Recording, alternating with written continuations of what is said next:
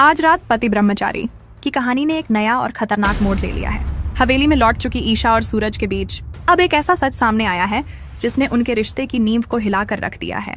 सूरज, जिसने जान की बाजी लगाकर ईशा को बचाया था, अब उसी ईशा पर शक करने लगा है। कहानी वहीं से शुरू होती है जहां सूरज को उस व्यक्ति के आखिरी शब्द सुनाई देते हैं। सच्चाई तो अब शुरू हुई है।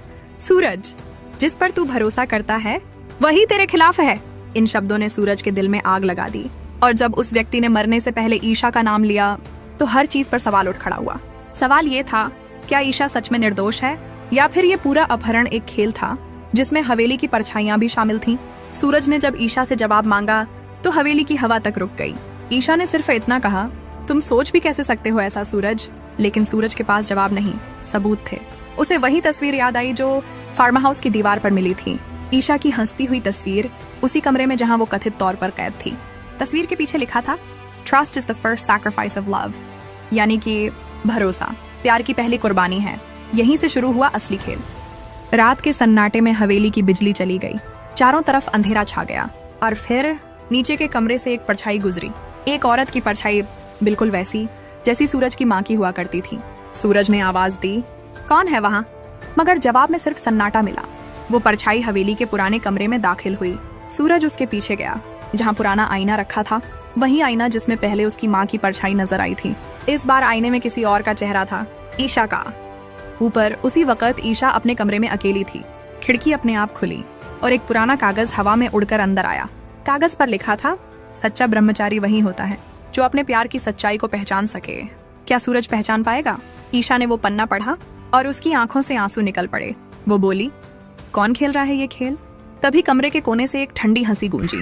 वो हंसी इंसान की नहीं थी, वो हवेली के अंदर छिपे किसी राज की थी। इधर सूरज नीचे आईने के सामने खड़ा था। आईने की सतह कांप रही थी। अचानक उसके भीतर से एक आवाज निकली, सूरज, जो तू देख रहा है वो भ्रम नहीं, तेरे कर्मों का फल है। ईशा मासूम नहीं है, लेकिन दोषी भी नहीं। सूरज चौंक गया। तुम कौन हो? उसने पूछा। आवाज ने जवाब दिया, मैं वही हूँ जिससे तू हमेशा भागता रहा, सच्चाई जो तेरे सामने है। उसी वक्त ऊपर से ईशा की चीख सुनाई दी। सूरज दौड़कर ऊपर पहुंचा। कमरा खाली था, सिर्फ जमीन पर ईशा का दुपट्टा पड़ा था, वही जो उसने उस रात पहना था। सूरज ने दुपट्टा उठाया। उसकी आंखों में दर्द था, लेकिन अब डर नहीं। वो बुदबुदाया, पहले माँ, अब ईशा। ये हवेली आखिर मुझसे क्या चाहती है? दीवार पर अचानक पुराने अक्षरों में कुछ उभर आया, हर व्रत के पीछे एक बलिदान होता है। सूरज ने ठंडी आवाज में कहा, अगर ये हवेली फिर किसी को छीनने वाली है तो इस बार मैं खुद इसके सामने खड़ा रहूंगा। हवा तेज चलने लगी, आईना चमक उठा, और एक पल के लिए उसके भीतर फिर वही चेहरा दिखा, पर इस बार ईशा के पीछे खड़ी थी सूरज की माँ। और यहीं खत्म होती है आज की कहानी। लेकिन सवाल वही, क्या ईशा जिंदा है? क्या वो हवेली की आत्मा के कब्जे में है, या इस बार खेल कुछ और ही बड़ा है? देखते रहिए पति ब्रह्मचारी, हवेली का रहस्य पार्ट 2। अगला एपिसोड और भी ज्यादा रहस्यमय और चौंकाने वाला होगा। अगर आपको ये अपडेट पसंद आया हो तो लाइक करें, चैनल को सब्सक्राइब करें, बेल आइकन दबाएं ताकि अगला सच सबसे पहले आप तक पहुंचे।